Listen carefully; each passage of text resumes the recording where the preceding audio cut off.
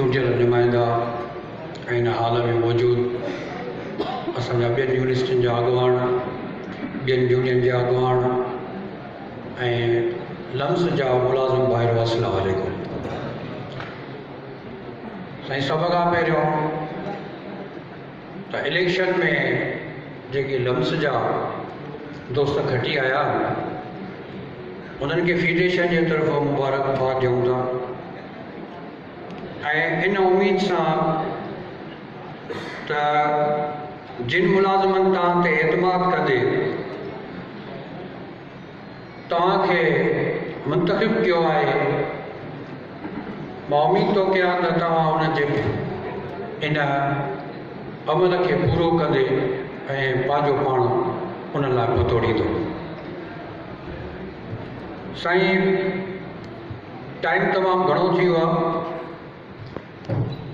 मसला जेके आहिनि उहे जीअं त वाइस चांसलर साहब खे चार्ट ऑफ डिमांड दोस्तनि पेश कयो आहे, पर मां सम्झां थो त हिननि में को अहिड़ो को मसइलो कोन्हे को जेको हल करण सां को धरती धुड़ी वेंदी या आसमान को हेठि अची वेंदो। मूंखे ॾाढी ख़ुशी थी त हिकिड़ो प्रोजेक्ट साईं खे जेको आहे टोपीअ मथां टोपी पाराइण, पंहिंजे ख़ुशीअ मां मापे न पियो, टोपीअ मथां टोपी ज़ोरीअ साईं खे पाराए वियो। पर मां बि इहा उम्मीद थो कयां त साईं खे जीअं डबल टोपी पाती आहे तीअं तव्हां मुलाज़िम जा मसइला बि ईअं हल करे, डबल ते हल करे। साईं, ॿियो रिक्वेस्ट कंदुसि मां, शायदि त फेडरेशन जे प्लेटफॉर्म तां असां हींअर हिकिड़ी जुस्तजू करे रहिया आहियूं त हर यूनिवर्सिटी में नंढो मुलाज़िम स्टेक होल्डर सभिनी खां घणो आहे, पर अफ़सोस आहे त असांजो सिंडिकेट में नुमाइंदो न आहे। मुल्की पॉलिसियूं अहिड़ियूं आहिनि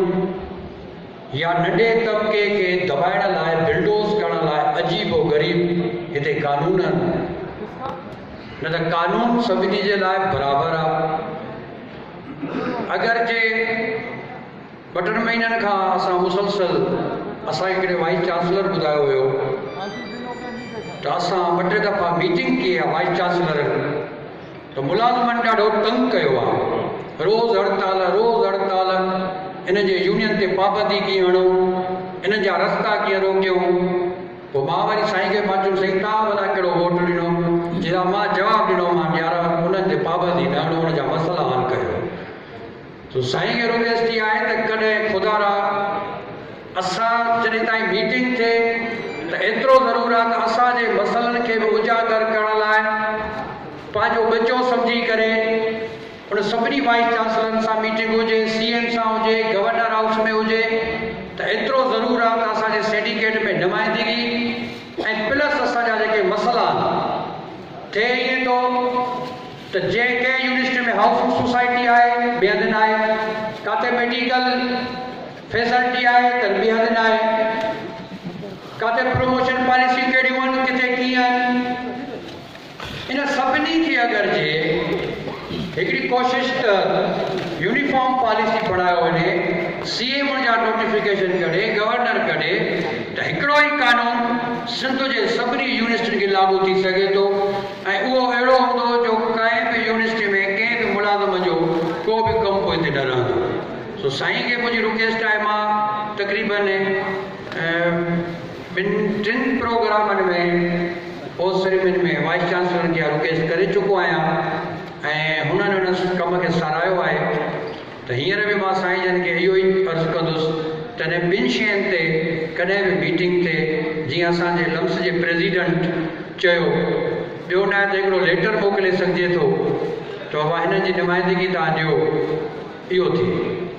साईं बि हिकिड़ी ॻाल्हि कई लिमिट जी, मेडिकल लिमिट जी, माज़रत सां